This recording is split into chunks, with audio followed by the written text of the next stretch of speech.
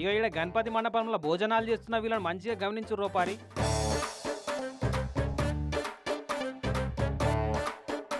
ఏమన్నా తేడా అనిపిస్తుందా?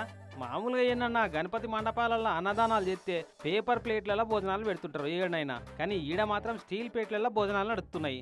అట్లాని వినాయకుని నిలబెట్టిన వాళ్ళే ఈ స్టీల్ ప్లేట్లు ఏర్పాటు చేసిరేమో అనుకున్నారు. కాదట, ఎవరి వస్తువులకు వారే బాధ్యులు అన్నట్టు ఎవరి ప్లేట్ను వాళ్ళే తెచ్చుకోవాలంట.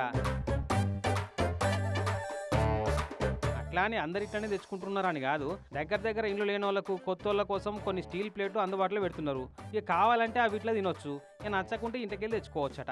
కాన్సెప్ట్ బాగుంది, కానీ ప్లేట్ మాత్రమే కాకుండా నీళ్లు తాగే గిలాసులు, ప్రసాదాలు తినే కప్పులు కూడా ప్లాస్టిక్ వాడకుండా స్టీల్ గిలాసులు, ఇస్తరాకులతో చేసిన కప్పులు వాడితే బాగుండు. కానీ ఒకప్పుడు అన్నదానాలైనా, దావత్లైనా, పెళ్లిలైనా, ఫంక్షన్లైనా ఏనైనా మోత్కాకులతో కుట్టిన ఇస్తరాకులే వాడేటోళ్ళు. టెంట్ హౌస్లలో కిరాయికి తెచ్చిన స్టీల్ గిలాసులే పెట్టేటోళ్ళు. ఇప్పుడు ఆ ఇస్తరాకులే కానరాకుంటేనే ఒకలి ఇంకోలు తాగుడైతుందని స్టీల్ గ్లాసులు అసలే వాడతలేరు. కానీ ఏదేమైనా వీళ్ళ ప్రయత్నం అయితే మంచిగా ఉంది.